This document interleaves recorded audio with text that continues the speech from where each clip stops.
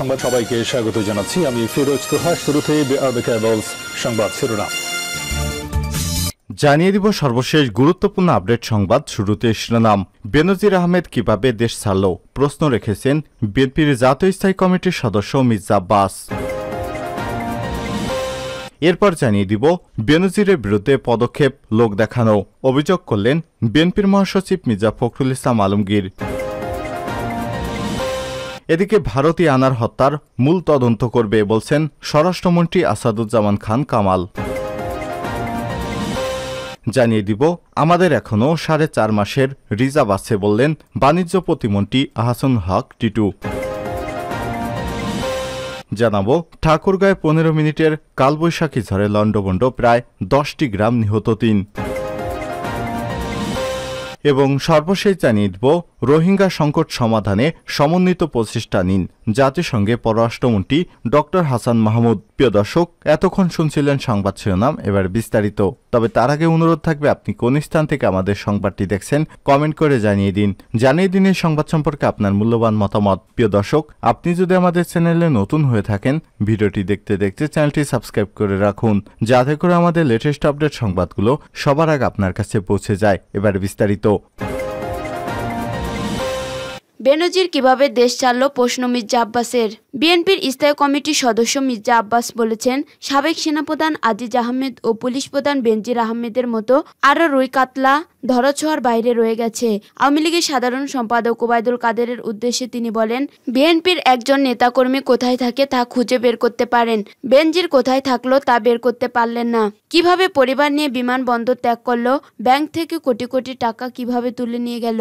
শনিবার 1 জুন রাজধানীর যাত্রাবাড়িতে ঢাকা মহানগর দক্ষিণের কদমতলী থানা বিএনপি আয়োজিত সাবেক প্রেসিডেন্ট জিয়াউর রহমানের মৃত্যুবার্ষিকী উপলক্ষে খাবার ও কাপড় বিতরণ অনুষ্ঠানে তিনি এসব কথা বলেন।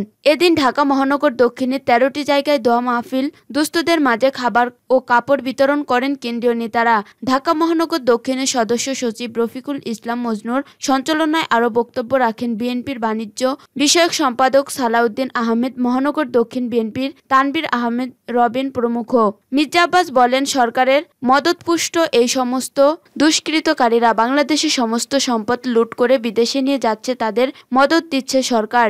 একে একে সবার নাম প্রকাশ হয়ে যাবে ইনশাল্লাহ। লুটেরা খুনি চোরদের বিচার করবে জনগণ। তিনি বলেন, আওয়ামী লীগকে রাজনীতি করার লাইসেন্স দিয়েছিলেন সাবেক রাষ্ট্রপতি জিয়াউর রহমান। শেখ মুজিবুর রহমান বাকশাল করেছিলেন, সেখান থেকে জিয়াউর রহমান উদারতা দেখিয়ে তাদের রাজনীতি করার সুযোগ দিয়েছে। এখন সত্যিকারে বাকশাল কায়েম হয়ে গেছে। কেউ রাজনীতি করতে পারবে না, কেউ কথা বলতে পারবে না, কেউ মিছিল করতে পারবে না। চলছে লুটপাটের রাজত্ব চলছে। বেনজিরের বিরুদ্ধে পদক্ষেপ লোক দেখানো, বললেন মির্জা ফখরুল। সাবেক পুলিশ প্রধান বেনজির আহমেদের বিরুদ্ধে পদক্ষেপ, তার সম্পত্তির ক্রোক নিয়ে সরকারের দেয়া বক্তব্য লোক দেখানো বলে দাবি করেছেন বিএনপির মহাসচিব মির্জা ফখরুল ইসলাম আলমগীর। শনিবার 1 জুন দুপুরে জাতীয় প্রেস ক্লাবের এক আলোচনা সভায় বেনজির আহমেদ দেশে নাই গণমাধ্যমে প্রকাশিত এমন খবর তুলে ধরে তিনি এই মন্তব্য করেন।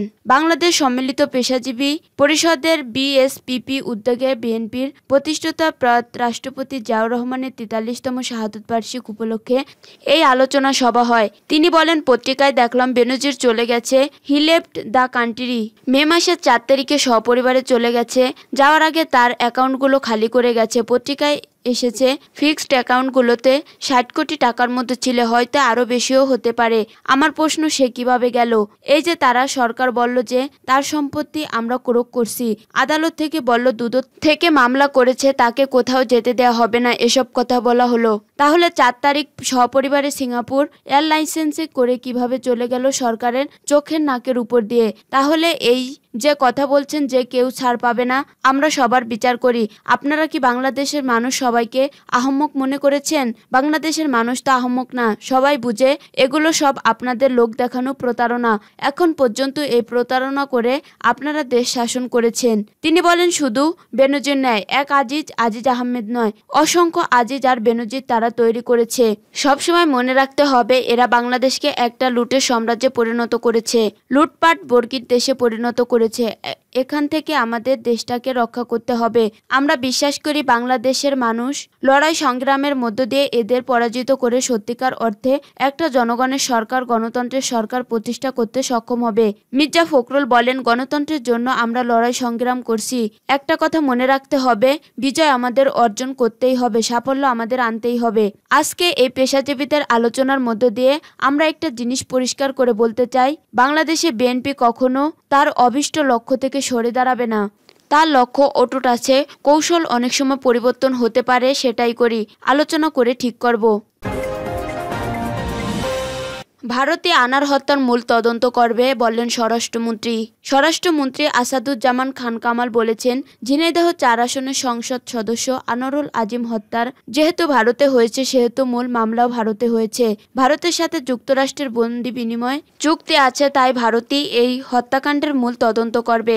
শনিবার 1 জুন দুপুরে ঢাকা বিশ্ববিদ্যালয়ের ছাত্র শিক্ষক মিলনায়তনে টিএসসি মাদ্রাসা শিক্ষার্থীদের অংশগ্রহণে ছাত্রলীগ কর্তৃক আয়োজিত আমাদের বঙ্গবন্ধু শীর্ষক বক্তৃতা প্রতিযোগিতার চূড়ান্ত পর্ব ও পুরস্কার বিতরণী অনুষ্ঠান শেষে সাংবাদিকদের প্রশ্নের জবাবে তিনি এই মন্তব্য করেন। স্বরাষ্ট্রমন্ত্রী বলেন, মূল হত্যাকাণ্ড যেহেতু ভারতে হয়েছে, সেহেতু মূল মামলাও ভারতে হয়েছে। ভারতের সাথে যুক্তরাষ্ট্রের বন্দি বিনিময় চুক্তি আছে, তাই ভারতই এই হত্যাকাণ্ডের মূল তদন্ত করবে। আমাদের দেশে এই হত্যাকাণ্ড সংঘটিত হলে আমাদের পুলিশ বিষয়টি তদন্ত করত। তারা যদি আমাদের সম্পৃক্ত করে তাহলে আমরা তাদের সহযোগিতা করব। আনার হত্যাকাণ্ডের সাথে জড়িত নেপালে একজনের পালিয়ে যাওয়ার প্রসঙ্গে জানতে চাইলে তিনি বলেন, একজন সংসদ সদস্যকে হত্যা করা হয়েছে আর আমরা বসে থাকবো, এমন হতে পারে না। হত্যাকাণ্ডের সাথে জড়িত এবং সহযোগিতাকারী সবাইকে শাস্তির আওতায় নিয়ে আসা হবে। নেপালে একজন পালিয়ে গেছে, তবে সে কোথায় আছে সেটা সুনির্দিষ্টভাবে বলা যাচ্ছে না। তদন্ত হচ্ছে, তাকে ফিরিয়ে আনতে সব ধরনের প্রচেষ্টা অব্যাহত রয়েছে।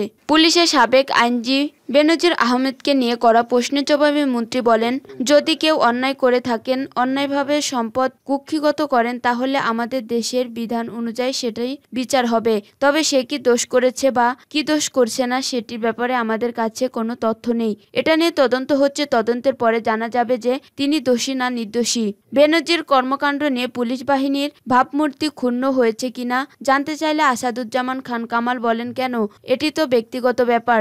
আমার পুলিশ বাহিনী অনেক ভালো কাজ করছে। জঙ্গি এবং সন্ত্রাস দমনে অনেক চ্যালেঞ্জ তার মোকাবেলা করছে। ব্যক্তি তাই কখনো প্রতিষ্ঠান নেয় না। আমাদের এখনো 4.5 মাসের রিজার্ভ আছে বললেন বাণিজ্য প্রতিমন্ত্রী। বাণিজ্য প্রতিমন্ত্রী আহসানুল ইসলাম টিটু বলেছেন, IMF এর নিয়ম অনুযায়ী আমাদের 3 মাসের রিজার্ভ থাকাই যথেষ্ট, তবে আমাদের এখনো 4.5 মাসের রিজার্ভ আছে। শনিবার বিকালে টাঙ্গাইল শহরের শহীদ স্মৃতি পৌর উদ্যানে 10 দিনব্যাপী বিসিক উদ্যোক্তা মেলা উদ্বোধনী অনুষ্ঠানে সাংবাদিকদের প্রশ্নের জবাবে তিনি এসব কথা বলেন। বাণিজ্য প্রতিমন্ত্রী বলেন, আমাদের যারা প্রবাসী ভাইরা আছে তারা যদি বেশি করে রেমিটেন্স পাঠান, রপ্তানি আয় যদি আরেকটু বাড়ে, তাহলে আমরা অনেক এগিয়ে যাব। সবচেয়ে বড় কথা, বিদেশি বিনিয়োগ প্রয়োজন। আমাদের যে আমদানি রপ্তানির গ্যাপ রয়েছে, এই গ্যাপ ফুলফিল করার জন্য আমাদের বিদেশি সরাসরি বিনিয়োগ দরকার। আমরা অনেক দেশ থেকে প্রতিশ্রুতি পেয়েছি, তারা বিনিয়োগ করলে আমরা অনেকটা চাপমুক্তভাবে কাজ করতে পারবো। আলুর দাম বৃদ্ধির বিষয়ে তিনি বলেন, বিশ্বের 93টি দেশের মধ্যে বাংলাদেশে আলুর দাম কম। আসন্ন কোরবানি ঈদকে সামনে রেখে দ্রব্যমূল্য নিয়ন্ত্রণ রাখতে স্থানীয় প্রশাসনের মাধ্যমে বাজার মনিটরিং করা হচ্ছে। এর আগে বেলুনুড়িয়ে বিসিক উদ্যোক্তা মেলার উদ্বোধন করেন বাণিজ্য প্রতিমন্ত্রী আহসানুল ইসলাম টিটু। পরে তিনি মেলার বিভিন্ন স্টল ঘুরে দেখেন। টাঙ্গাইলের জেলা প্রশাসক কায়সারুল ইসলামের সভাপতিত্বে স্থানীয় সংসদ সদস্য সানোয়ার হোসেন, পুলিশ সুপার সরকার মোহাম্মদ কাউসার, আঞ্চলিক কার্যালয়ে বিসিক পরিচালক ও উপসচিব ডক্টর আলমগীর হোসেন, টাঙ্গাইল পৌরসভার মেয়র SM সিরাজুল হক আলমগীর, অতিরিক্ত জেলা প্রশাসক জিয়াউল ইসলাম চৌধুরী, সদর উপজেলা নির্বাহী কর্মকর্তা হাসান বিন মোহাম্মদ আলী, জেলা আওয়ামী লীগের সহসভাপতি খন্দকার আশরাফুজ্জামান স্মৃতি ও টাঙ্গাইল প্রেস ক্লাবের সভাপতি জাফর আহমেদ উপস্থিত ছিলেন।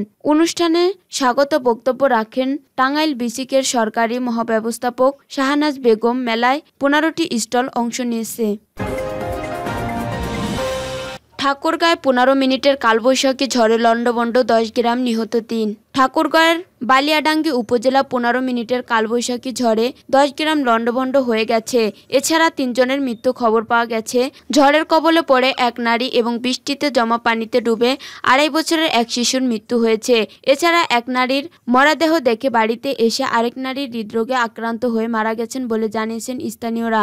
নিহতরা হলেন বালিয়াডাঙ্গি উপজেলার পাড়িয়া ইউনিয়নের শালডাঙ্গা গ্রামের পাইনুল ইসলামের স্ত্রী ফরিদা বেগম 40, একই গ্রামের দবিরুল ইসলামের স্ত্রী জাহেদা বেগম 50 এবং একই উপজেলার দৌসু ইউনিয়নের লালপুর নয়পাড়া গ্রামের নাজমুল ইসলামের 2.5 বছরের ছেলে নাইম। পৈনুল ইসলাম বলেন, সকালে ফজরের নামাজ পড়তে মসজিদে গিয়েছিলাম। সেখানে থাকা অবস্থায় ঝড় শুরু হয়। মাত্র 15 মিনিটের মতো সে ঝড়ের স্থায়িত্বকাল ছিল। বাড়িতে ছুটে এসে স্ত্রীকে খুঁজে না পেয়ে ডাকাডাকি শুরু করি। পরে বারান্দায় পড়া টিন ও ছাউনি সরিয়ে দেখি নিচে চাপা পড়ে আছে। তাকে উদ্ধার করে বালিয়াডাঙ্গি উপজেলা স্বাস্থ্য কমপ্লেক্সে নিয়ে গেলে চিকিৎসক মৃত ঘোষণা করেন।